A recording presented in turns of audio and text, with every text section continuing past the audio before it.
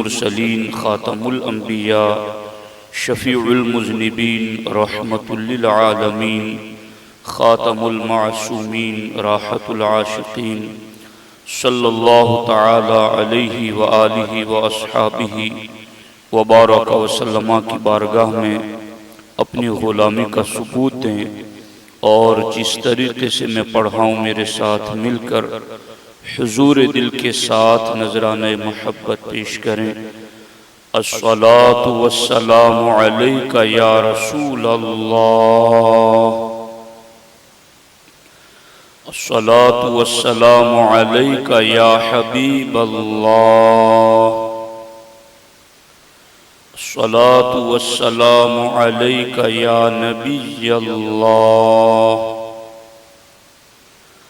وعلی آلک واصحابک یا نور اللہ صلی اللہ تعالی علیہ وسلم۔ دوستان محترم، آج کی ہماری گفتگو کا موضوع ہے پاکیزہ غذا، اور میں نے ایک حدیث مبارکہ آپ کے سامنے پڑھنے کا شرف حاصل کیا ہے، اسی کی روشنی میں چند باتیں آپ تک پہنچانا چاہتا ہوں، توجہ کے ساتھ سماعت فرمائیں۔ اللہ کے رسول صلی اللہ علیہ وآلہ وسلم نے ارشاد فرمایا، ان اطیب ما اکلتم من کسبکم، سب سے پاکیزہ غذا وہ ہے جو تمہاری اپنی کمائی سے ہو، وَإِنَّ أَوْلَادَكُمْ مِنْ كَسْبِكُمْ، اور تمہاری اولاد بھی تمہاری کمائی سے ہے۔ یعنی اس حدیث مبارکہ میں دو باتوں پر ہماری رہنمائی کی گئی اور ہمیں ہدایت دی گئی۔ پہلی بات تو یہ ہے کہ اپنی کمائی کا کھانا، اس کا طیب اور پاکیزہ ہونا اس حدیث میں بیان کیا گیا، اور دوسرا اس حدیث میں یہ بیان کیا گیا کہ اولاد کی کمائی سے کھانا یہ بھی تمہارے لیے طیب اور پاکیزہ ہے۔ اب ان دونوں باتوں کی تشریح میں آپ کے سامنے رکھنے کی سعادت حاصل کر رہا ہوں۔ یہ جو پہلی بات ہے، ان اطیب ما اکلتم من کسبکم، کہ سب سے پاکیزہ غذا وہ ہیں جو تمہاری اپنی کمائی سے ہے، اس کی تشریح میں علامہ علی قاری رحمت اللہ تعالی علیہ ارشاد فرماتے ہیں کہ اپنی کمائی کی غذا کا کیا مطلب؟ فرماتے من جہت صناعت او تجارت او زراعت، کہ جیسے کوئی شخص کاریگری کر کے کماتا ہے، جیسے کوئی معمار ہے، کڑیا ہے، یا کوئی لکڑیوں کا فرنیچر بناتا ہے، یا اس طرح کوئی بھی کاریگری، او تجارت، یا تجارت کے ذریعہ جو کماتا ہے، او زراعت، یا کھیتی باڑی کے ذریعہ جو کماتا ہے، تو ان تین باتوں کو حضرت امام علی قاری رضی اللہ تعالیٰ عنہ نے فرمایا کہ یہ تمہارے ہاتھ کی کمائی ہے۔ اور ایک دوسری حدیث اسی مشکاۃ شریف میں ہے، جس میں اللہ کے رسول علیہ السلام نے خود صحابہ کرام کے سامنے ارشاد فرمایا، ای الکسب اطیب، اے میرے صحابہ یہ بتاؤ کہ سب سے پاکیزہ کمائی کون سی ہے؟ تو اللہ کے رسول صلی اللہ علیہ وسلم کی بارگاہ میں جب یہ پوچھا گیا تو سرکار نے فرمایا، عمل الرجل بیدہ، آدمی کا اپنے ہاتھ کی کمائی کھانا، یہ اس کے لیے سب سے زیادہ پاکیزہ غذا ہے۔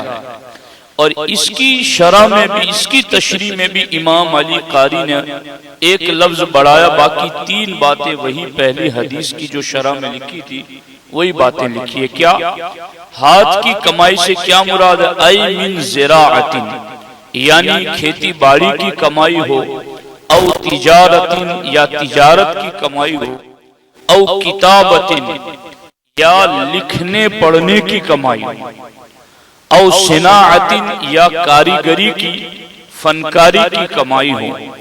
تو ان چار باتوں کو ذکر کر کے ان کے علاوہ بھی بہت ساری صورتیں ہیں کہ جس کمائی کو پاکیزہ غذا قرار دیا گیا۔ تو اللہ کے رسول علیہ السلام نے اس حدیث پاک میں پہلی بات یہ فرمائی کہ سب سے پاکیزہ غذا وہ ہے جو تمہاری اپنی کمائی سے ہو۔ اب اس کمائی کی جو چار صورتیں ہیں وہ چاروں میں نے آپ کے سامنے عرض کر دی ہیں کہ وہ چاہے کھیتی باڑی کی ہو، کاریگری کی ہو، لکھائی پڑھائی کی ہو، یا اس کے ساتھ ساتھ ایک اور قسم تجارت یا تجارت کے ذریعے سے ہو۔ تو ان چاروں میں سے جس کے ذریعہ بھی بندہ کمائی کرتا ہے وہ غذا اس کے لیے سب سے زیادہ طیب اور پاکیزہ ہے۔ اور اصل میں ما قسمن کسبکم یہ خاص لفظ ہیں، اس پر تھوڑا آپ توجہ دیجئے۔ من کسبکم یعنی تمہارے کسب سے، تمہاری کوشش سے، تم نے جو محنت کر کے حاصل کیا ہے وہ تمہارے لیے سب سے زیادہ پاکیزہ غذا ہے۔ اب اس میں باضابطہ اللہ کے رسول صلی اللہ علیہ وآلہ وسلم نے کمائی کے لیے کوشش کرنے والے بندے کو اللہ کی راہ میں ہونے کی خوشخبری سنائی کہ جو بندہ اپنی کمائی کے لیے کوشش کرتا ہے، حلال کمائی کے لیے کوشش کرتا ہے، وہ بندہ چاہے دکان پر ہو، کھیتی باڑی کر رہا ہو، کسانی کر رہا ہو، کاریگری کر رہا ہو، وہ کوئی دنیاوی کام میں نہیں بلکہ حقیقت میں وہ اللہ کی راہ میں ہے۔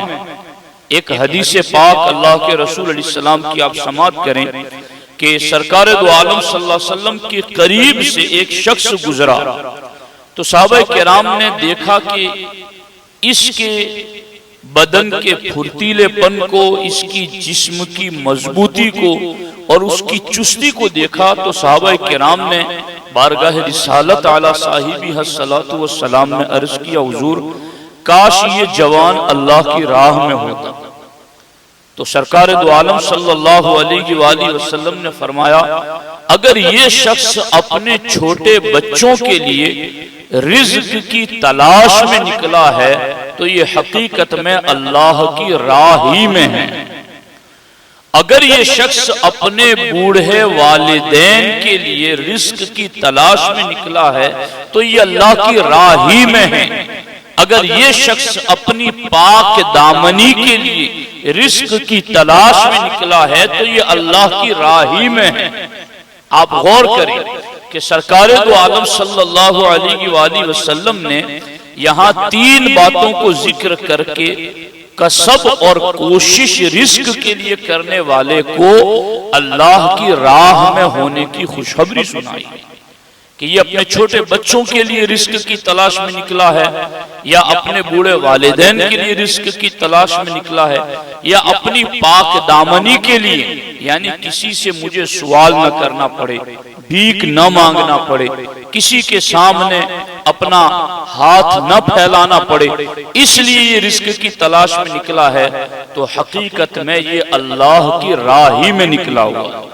تو اس اللہ کی راہ میں نکلے ہوئے کی جو کمائی ہوگی سرکار فرماتے من اطیب ما اکلتم وہ غذا تمہارے لیے سب سے زیادہ پاکیزہ غذا ہے۔ یہ چیز اب اس سلسلے میں آپ اس چیز کو بھی دیکھیں کہ ہمارے آقا علیہ السلام نے یہاں رزق کی کوشش کرنے والے کے لیے یہ جو کہا کہ وہ اللہ کی راہ میں ہے، وقت آنے پر سرکار نے اس کی عملی تربیت بھی دی ہے امت کو، اور یہ بہت خاص بات ہے۔ ہمارے یہاں بھی کئی لوگ ایسا عمل کرتے ہیں اللہ کے فضل سے کہ جیسے کسی غریب کی مدد کرنا ہو تو اسے رکشہ دلا دیا، کہ بھائی اب تم اس کے ذریعہ کچھ کمانے والا کام، اگر ہر سال ہم تمہیں دیتے ہی رہیں گے تو تم امید لگا کے بیٹھو گے اور کچھ کام نہیں کرو گے تو نٹھلے ہو جاؤ، ناکارہ ہو جاؤ۔ کچھ کسی کو دکان لگا دی، کسی کو گاڑی دلا دی، کسی کو کچھ بیچنے کے لیے سامان دلا دیا کہ یہ سامان لو، جاؤ بیچو اور کمائی کرو۔ تو یہ بھی ایک نبوی طریقے کی تعلیم ہے۔ باضابطہ ہمارے آقا علیہ السلام کی خدمت میں ایک انصاری صحابی حاضر خدمت ہوئے اور انہوں نے سوال کیا، تو ہمارے آقا علیہ السلام نے ارشاد فرمایا کہ کیا تمہارے گھر میں کچھ نہیں ہے؟ تم کیوں سوال کر رہے ہو؟ تو انہوں نے کہا کہ حضور ایک ٹاٹ ہے جس کے ایک حصے کو ہم اوڑھتے ہیں اور ایک حصے کو بچھاتے ہیں، جیسے ہمارے یہاں لحاف ہوتا اوڑھنے کا، تو وہ اتنا تھا کہ اس کو بچھاتے اور اسی کو اوڑھ لیتے تھے، بس یہ چیز ہے۔ اور ایک دوسری چیز یہ ہے کہ ایک لکڑی کا پیالہ ہے ہمارے پاس جس میں ہم پانی پیتے ہیں۔ اب ہمارے آقا علیہ السلام کا طرز اور طریقہ دیکھو، اصل میں سیکھنے کی باتیں ہیں اگر ہم اپنی زندگیوں میں داخل کرنا چاہیں۔ سرکار نے فرمایا دونوں چیزیں لے آؤ، وہ ٹاٹ بھی لے آؤ جس کے آدھے کو بچھا کر آدھے کو اوڑھتے ہو، اور وہ کٹورا بھی لے آؤ لکڑی کا جس میں پانی پیتے ہو۔ دونوں لے کر وہ بارگاہ رسالت علی صاحبہ الصلاۃ والسلام میں حاضر آئے۔ تو ہمارے آقا علیہ السلام کا پیارا انداز دیکھو، اپنے دستے مبارک میں لے کر صحابہ کرام کے درمیان ارشاد فرمایا انہیں کون خریدتا ہے؟ بولی لگائی جس کو ہمارے یہاں حراجی کرنا کہتے ہیں۔ سرکار نے فرمایا انہیں کون خریدتا ہے؟ تو ایک صحابی نے کہا کہ 1 درہم کے عوض میں خریدتا ہوں۔ تو ہمارے آقا علیہ السلام نے فرمایا 1 درہم سے زیادہ کون دیتا ہے؟ اور سرکار نے یہ بات 3 مرتبہ ارشاد فرمائی۔ کہتے ہیں نا 1 بار 2 بار 3 بار، تو سرکار نے یہ بات کہ 1 سے زیادہ درہم میں کون خریدے گا 3 بار سرکار نے ارشاد فرمایا۔ تو ایک انصاری صحابی آگے بڑھے اور انہوں نے کہا کہ میں 2 درہم کے بدلے لیتا ہوں۔ ہمارے آقا علیہ السلام نے انہیں یہ دونوں چیزیں دے دی، 2 درہم لے لی، اور اس انصاری کو سرکار نے ارشاد فرمایا، دونوں درہم انصاری کو دے دیے جن کی 2 چیزیں تھیں، اور دے کر ارشاد فرمایا 1 درہم کا غلہ خرید کر گھر ڈال کے آؤ، اور دوسرے درہم کی 1 کلاڑی خرید کر میرے پاس لے کر آؤ۔ کلاڑی جس سے لکڑیاں کاٹی جاتی وہ لے کر آؤ۔ تو وہ صحابی گئے، 1 درہم کا اناج غلہ خرید کر گھر ڈالا اور دوسرے درہم کی کلاڑی لے کر بارگاہ رسالت علی صاحبہ الصلاۃ والسلام میں حاضر آئے۔ تو ہمارے آقا علیہ السلام نے اپنے دستے مبارک سے اس کلاڑی میں دستہ لگا دیا، وہ جو ڈنڈا لگاتے ہیں نا اس میں، وہ سرکار نے اپنے دستے مبارک سے لگایا، اور پھر سرکار نے ارشاد فرمایا جاؤ لکڑیاں کاٹو اور بیچو، اور 15 دن تک میں تمہیں نہ دیکھوں، 15 دن تک میں تمہیں نہ دیکھوں، جاؤ جا کر کے اب میں نے تمہیں سامان دے دیا، جا کر کے لکڑیاں کاٹو بیچو، 15 دن تک نظر نہ آنا۔ وہ گئے لکڑیاں کاٹ کر بیچتے رہے، 15 دن بعد حاضر ہوئے تو ان کے پاس 10 درہم تھے، کہو نا سبحان اللہ، 10 درہم تھے ان کے پاس۔ اب حال یہ ہوا چند درہم کا کپڑا خریدا، چند کا غلہ خریدا، اللہ کے رسول علیہ السلام کو جا کر خبر دی حضور میرے ساتھ تو ایسا کرم ہو گیا کہ اب میرے پاس پیسے ہو گئے۔ سرکار نے ارشاد فرمایا یہ اس سے بہتر ہے کہ قیامت کے دن سوال تمہارے منہ پر چھالا بن کر آتا، چونکہ بھیک مانگنا، سوال کرنا یہ چند لوگوں کے لیے اجازت ہے، ہر ایک کے لیے تو اجازت نہیں۔ تو تم اگر سوال کرتے رہتے تو قیامت کے دن اس سوال کی وجہ سے تمہارے چہرے پر چھالا پڑ جاتا اور چھالے والا تمہارا چہرہ نظر آتا۔ تو اس سے یہ بہتر ہے کہ تم نے دنیا ہی کے اندر اپنے کسب اور کمائی کا انتظام کر لیا۔ اب یہاں میں اس پر بھی غور کرتا رہا کہ یہ جو سرکار نے فرمایا کہ تمہارے منہ پر چھالا بن کر آتا، تو مجھے اس حوالے سے بھی چند حدیثیں مل گئی جن کو میں پڑھ کر پھر اگلی بات آپ کی خدمت میں رکھ دیتا ہوں، اور وہ یہ ہیں۔ اللہ کے رسول حضور سید عالم صلی اللہ علیہ وآلہ وسلم نے فرمایا ما یزال الرجل یسأل الناس حتی یأتی یوم القیامہ لیس فی وجہہ ملغۃ لحم۔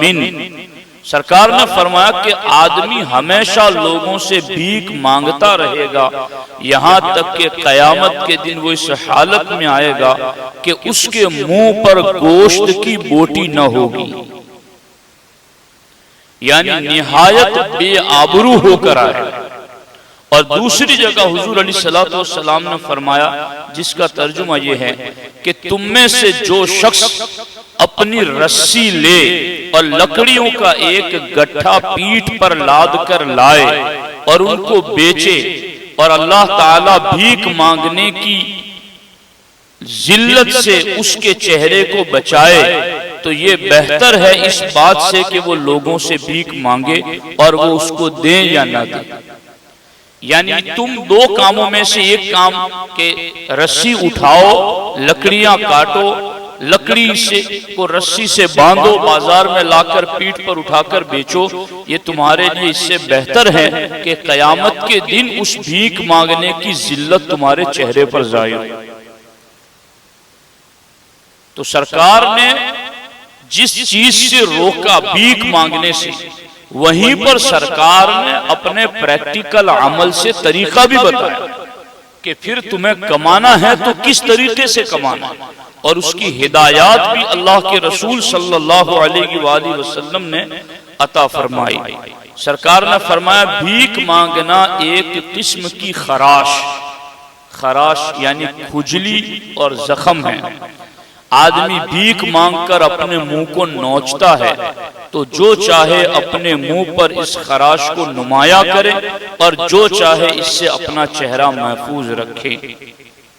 تو یہ اتنی خطرناک چیز ہے، تو ایسا نہیں کرنا چاہیے۔ اللہ جل شانہ نے ہمیں تندرستی دی ہے، صحت دی ہے، اور کوئی ایسی تکلیف نہیں کہ جس میں مانگنے کی شریعت نے اجازت دی ہو، تو پھر ایسے بندے کو سوال کرنے سے اپنے آپ کو بچانا چاہیے۔ اللہ کے رسول حضور سید عالم صلی اللہ علیہ وسلم کا جو فرمان کا دوسرا حصہ، اس پر ایک دو بات عرض کر کے بات ختم کرتا ہوں۔ سرکار نے فرمایا وَإِنَّ أَوْلَادَكُمْ مِنْ كَسْبِكُمْ، اور تمہاری اولاد بھی تمہاری کمائی سے ہے۔ حضرت سعد رضی اللہ تعالیٰ عنہ نے حضور کی بارگاہ میں عرض کی، حضور آپ دعا فرما دیں کہ اللہ میری دعا قبول کر لے، یعنی میں مستجاب الدعوات بن جاؤں، میرے لیے دعا کر۔ سرکار نے فرمایا یا سعد اطب مطعمک تکن مستجاب الدعوہ، اے سعد اپنے کھانے کو پاکیزہ بناؤ، تمہاری دعائیں قبول ہوا کریں گی۔ تو اطب پاکیزہ بنانے کا کیا مطلب؟ وہی سرکار نے فرمایا من کسبکم، کہ تمہارے کسب سے۔ کسب کیا ہے؟ لکھائی پڑھائی کی کمائی ہو، کاریگری کی کمائی ہو، تجارت کی کمائی ہو، اور زراعت کھیتی باڑی کی کمائی ہو، یا اس کے علاوہ جو کچھ کمائی تم حلال طریقے سے کماتے ہو، تو وہ تمہارے لیے پاکیزہ ہے، اور اس کے ذریعہ اللہ تعالیٰ تمہیں مستجاب الدعوات بنا دے گا۔ تو تمہاری اولاد بھی تمہاری کمائی سے ہیں۔ اب یہاں ایک واقعہ بھی عرض کر دوں، اور وہ حدیث ہی ہے حقیقت میں، اور وہ بڑا پر لطف بھی ہیں۔ ایک شخص نے ہمارے آقا علیہ السلام کی بارگاہ میں حاضر ہو کر عرض کیا، حضور میرے باپ نے میرا مال لے لیا ہے۔ حضور نے یہاں کیا کہا؟ ان اولادکم من کسبکم، کہ تمہاری اولاد بھی تمہاری کمائی سے ہی ہے، اس کا مال بھی تمہارا ہے۔ تو ایک شخص نے آ کر عرض کیا، حضور میرے باپ نے میرا مال لے لیا ہے۔ سرکار نے فرمایا جاؤ اپنے باپ کو لے کر آؤ۔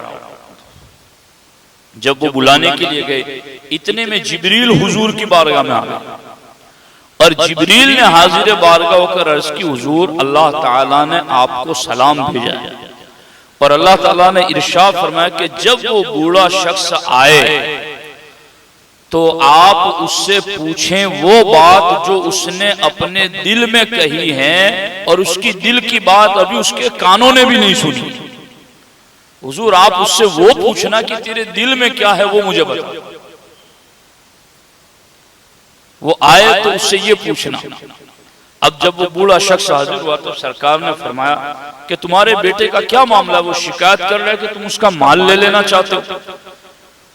اس بوڑھے شخص نے عرض کیا حضور اس سے پوچھئے کیا میں نے وہ مال اس کی پھوپھیوں کے اوپر خرچ نہیں کر دیا؟ کیا وہ مال میں نے اس کی خالوں کے اوپر خرچ نہیں کیا؟ کیا وہ مال میں نے اپنے آپ پر خرچ نہیں کیا؟ سرکار نے فرمایا ٹھیک ہے، لیکن مجھے وہ بتاؤ جو تمہارے دل میں ہے، اور وہ بات تمہارے کانوں نے بھی ابھی نہیں سنی۔ یعنی انہوں نے گنگنایا بھی نہیں تھا، انہوں نے اپنی زبان سے اس کے الفاظ بھی ادا نہیں کیے تھے، تو تم وہ بات بتاؤ جو تمہارے دل میں ہے، جس کو بھی تمہارے کانوں نے نہیں سنا۔ تو اس بوڑھے شخص نے عرض کیا حضور اللہ پاک یقیناً ہمیں آپ کی برکت کا وافر حصہ عطا فرمائے گا، میں نے اپنے دل میں ایک ایسی بات کہی ہے جو واقعی میں میرے کانوں نے بھی نہیں سنی، مگر حضور آپ کو پتا ہے۔ تو سرکار نے فرمایا تم بولو اور میں سنتا ہوں۔ اس شخص نے اشعار پڑھے، ایک لمبے اشعار ہے، اس کا ترجمہ میں آپ کو سناتا ہوں۔ اس نے یہ پڑھا کہ اے میرے بیٹے میں نے بچپن میں تیری پرورش کی اور جوانی تک تجھ پر احسان کیا، جو تیری خاطر کماتا تو اسی کے کھانے پینے میں لگاتار مشغول رہا، یعنی جو میں نے کمایا تو وہی کھا کے پلا بڑھا ہے۔ جب رات نے بیماری میں تجھے کمزور کر دیا تو میں تیری بیماری کی وجہ سے رات بھر بے قراری کی حالت میں بیدار رہا، گویا تیری جگہ میں اس مرض کا شکار تھا جس نے تجھے اپنی لپیٹ میں لے لیا تھا، جس کے سبب میری آنکھیں تھمنے کا کام نہ لیتی تھی۔ میرا دل تیری ہلاکت سے ڈر رہا تھا، حالانکہ اسے معلوم تھا کہ موت کا ایک وقت مقرر ہے، پھر بھی میں ڈرتا تھا کہ کہیں میرا بیٹا مر نہ جائے۔ جب تو بھرپور جوانی کی عمر کو پہنچا جس کی میں عرصہ دراز سے تمنا کر رہا تھا، تو نے میرے احسان کا بدلہ انتہائی سختی کی صورت میں دیا، گویا پھر بھی تو ہی احسان اور مہربانی کرنے والا۔ یعنی میں تو تیری جوانی کا انتظار کرتا تھا اور یہ اس انتظار میں تھا کہ تو احسان کا بدلہ چکائے گا، مگر تو سختی کر رہا ہے، اور اسی سختی کو تو میرے اوپر احسان سمجھ رہا ہے۔ تو نے میرے باپ ہونے تک کا لحاظ نہ کیا، بلکہ ایسا سلوک کیا جیسے پڑوسی کے ساتھ کرتا ہے۔ آپ اسے میرے بیٹے کو ہر وقت میری مخالفت پر تیار پائیں گے، گویا اسے اہل حق کا انکار کرنے پر ہی مقرر کیا گیا۔ وہ بات پر میری مخالفت کرتا ہے، ایسا لگتا ہے کہ جیسے وہ میری مخالفت کے لیے پیدا ہوا۔ حضرت سیدنا جابر فرماتے ہیں بس اسی وقت سرکار مدینہ صلی اللہ علیہ وسلم نے اس کے بیٹے کو جلال سے فرمایا انت و مالک لابیک، تو بھی تیرے باپ کا ہے اور تیرا مال بھی تیرے باپ کا ہے، دونوں تیرے باپ کا۔ یہ اس وقت جملے سرکار نے ارشاد فرمائے تھے۔ تو اس حدیث کا دوسرا جملہ کہ ان اولادکم من کسبکم، کہ تمہاری اولاد بھی تمہاری کمائی سے ہے، تو یہ حقیقت میں اس کا مطلب ہے۔ اب اس کی ایک مختصر وضاحت مفتی احمد یار خان نعیمی علیہ الرحمہ کی شرح سے دیکھ لیں کہ اس کا کیا مطلب ہے۔ فرماتے ہیں اس فرمان عالی سے چند مسئلے معلوم ہوئے۔ غنی اولاد پر یعنی مالدار اولاد پر فقیر ماں باپ کا خرچہ واجب ہے۔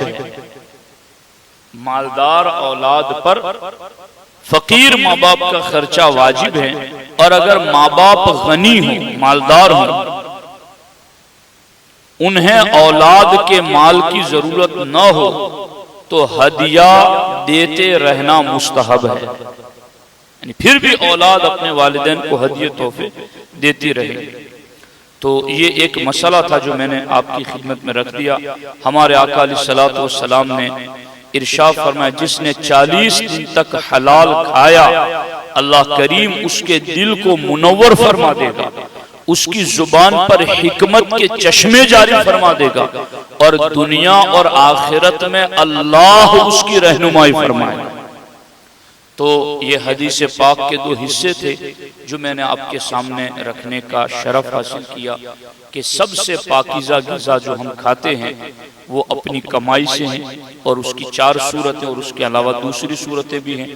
اولاد کی کمائی، اگر ماں باپ محتاج ہے اور اولاد مالدار ہے تو اس اولاد پر ماں باپ کو خرچہ پانی دینا واجب ہے، اور اگر ماں باپ مالدار ہیں اور اولاد کے مال کی انہیں حاجت نہیں ہے پھر بھی شریعت کہتی ہے کہ اپنے والدین کو دیتے رہنا تحفے تحائف، یہ بھی تمہارے لیے مستحب ہیں۔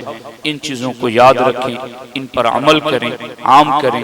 اللہ جل شانہ مجھے آپ کو سب کو عمل خیر کی توفیق عطا فرمائے۔ السلام علیکم ورحمۃ اللہ وبرکاتہ۔ صلاۃ والسلام۔